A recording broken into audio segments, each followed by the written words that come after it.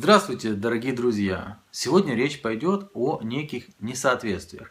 Вы знаете, в последнее время уже долго, это последнее время длится, когда ты касаешься определенных тем, определенных вопросов, то надо быть крайне аккуратным, как будто бы ты говоришь о секс-меньшинствах или же об афроамериканцах. Я тоже буду стараться быть аккуратным и корректным, я просто хочу задать ряд вопросов, но все равно предупрежу, люди, которые тяжело воспринимают чужое мнение или что-либо, что выходит за рамки того, что сидит у них в черепной коробке, могут пройти мимо данного блога, смотреть другие мои блоги. Ну, здесь можно споткнуться, не стоит. И люди, которые сначала оскорбляют, потом начинают думать, которые любят, просто у которых язык идет впереди мозга, тоже могут идти мимо. Я знаю, что таких людей очень мало. Однако же, последний блог, в котором я упомянул киевского князя Владимира, навел меня на определенные размышления, потому что о князе Владимире там было очень мало,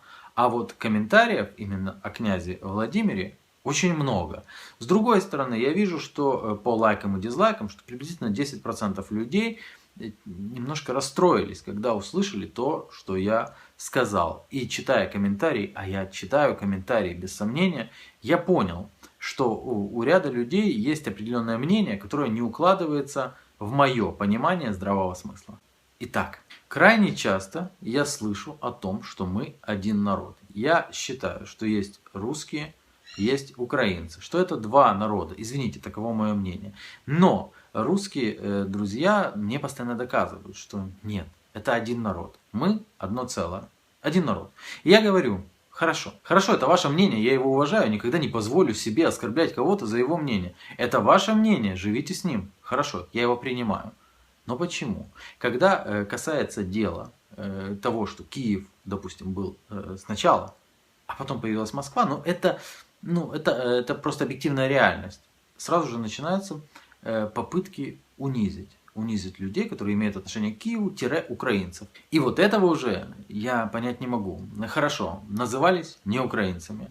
Ну и русские назывались не россиянами. До какого там века, я не помню. Киев считался матерью городов русских. Или же мы будем называть Псков матерью городов русских. Потому что когда мне начинают с пеной у рта и даже с оскорблением доказывать, что Владимир, он никакой не киевский, окей, пусть будет Псков матерью или даже отцом городов русских, пускай и появился этот отец или мать почти на 1000 лет позже, чем его сын Киев. Но почему это так важно? Почему это так важно, если мы один народ? Получается, все люди, которые начинают со злобой даже утверждать, что вы все-таки там никто, а вот мы, то есть непонятно, кто мы, если мы один народ, выше, они отрицают, яростно отрицают свои же высказывания о том, что мы один народ. Получается, этот один народ разделен внутри. А как тогда судить, кто из этих разделенных выше, кто ниже? Получается, мы не один народ, но братья. Хорошо, но кто тогда назначил старшего брата? Если старший брат по старшинству, то есть по тому, кто раньше родился, значит, все-таки на первом месте должен быть украинский брат. Или как вы его не называете, но это тот брат, которого считают младшим. А почему же он считается младшим, если старший родился позже? Но я ни в коем случае такого никогда не делал и не делю. Там, вот это первый, вот это второй, а вот третий, они только картофелем занимаются, знаете? Нет, я такого никогда не говорил. Это говорят те, кто утверждают за 5 минут до этого, что мы один народ. Если мы один народ, то что же это за разделение внутри народа? Или что это за разделение в голове? Я вообще заметил, что у многих людей последним аргументом в споре всегда выступает, знаете, у некоторых жид, а у некоторых хохол. Что с него с хохла взять? Ну как это? С какого хохла? Это же представитель твоего собственного народа. Или он какой-то немного неполноценный, и поэтому на нем стоит рисочка и надпись «хохол». И вот тут вот для меня наступает смысловой тупик, потому что если ты делишь свой собственный народ на 3 сорта, первый сорт, второй сорт и третий сорт, значит ты фашист. Немножко фашист. Но как ты можешь быть фашистом, если ты борец с фашизмом? Деды воевали и победили этот самый фашизм для того, чтобы ты делил свой собственный народ, который воевал с фашизмом, на 3 сорта. Как это? Прошу не обижаться на мое скудоумие, хохол, что с него взять. Но я все-таки не понимаю, как можно говорить об одном народе, тут же этот народ разделять, и как только ты посмеешь сказать о том, что князь Владимир Великий был киевским князем, тебе сразу же начинают доказывать: нет-нет, он был не вашим, а нашим.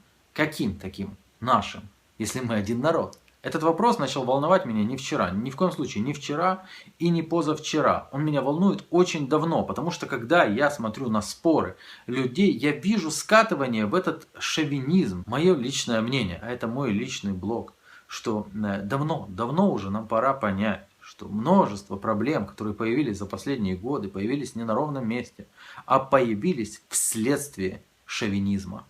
Шовинизма, который тоже, надо признать, присутствует. Он присутствует, он сидит в людях, сидит где-то глубоко-глубоко. И когда возникает какая-то острая ситуация в споре или где-то, этот шовинизм вылазит наружу. Вылазит наружу в виде надписи «Хохол», в виде надписи «Да вы никто». Поймите одну вещь. Если я заведу себе друга и буду одаривать его, даже одаривать его, одевать и целовать в обе щеки, но при этом всегда говорить: эх ты, Петрушка, на самом деле я выше тебя. Этот человек, как бы я его ни одаривал, какие бы я ему ни строил заводы, пароходы, он меня возненавидит. Если же я буду к нему относиться как к равному, он будет со мной общаться как с равным и никогда в жизни не всадит мне нож в спину.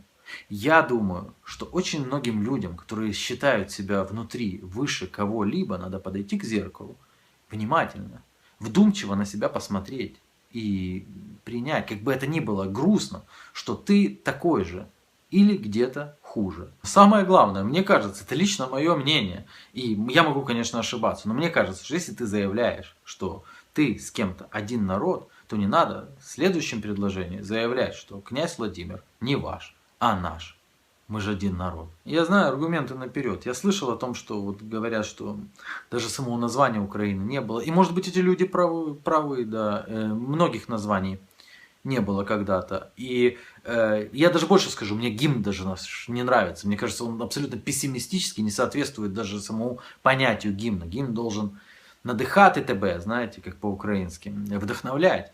Но утверждение о том, что государства тоже никогда не было, знаете, ну, оно мне кажется странным. Лично мне, потому что тут надо уже утверждать, что и Киева никогда не было, и того, что в Киеве никогда не было. Целый пласт, знаете, отбрасывать. Больше всего, конечно же, меня поражает то, что святой Владимир, который всегда считался киевским, вдруг перестает быть киевским.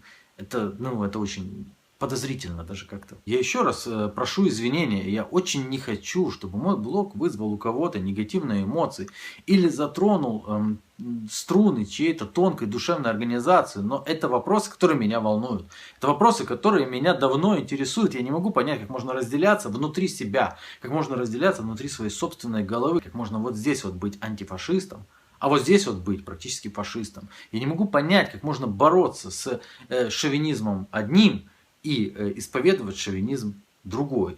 Ну, просто под другим названием. Я не могу понять, как можно защищать, любить какой-то народ за тысячи километров где-нибудь, к примеру, в Африке, и при этом относиться к народу, который находится рядом, более того, который ты считаешь собой же, потому что мы один народ, как-то пренебрежительно. Я искренне считаю, что именно шовинизм привел к распаду не одной империи. Я искренне считаю, что именно шовинизм является той лопатой, которая бросает уголек в топку бронепоезда, который летит на всех парах прям в бетонную стену.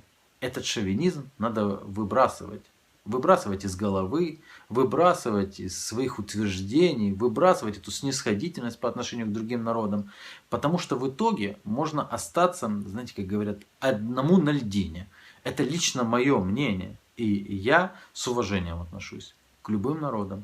Я люблю все народы. Никогда стараюсь не позволить себе пренебрежительного высказывания в отношении тех, кого я называю братьями. Пока.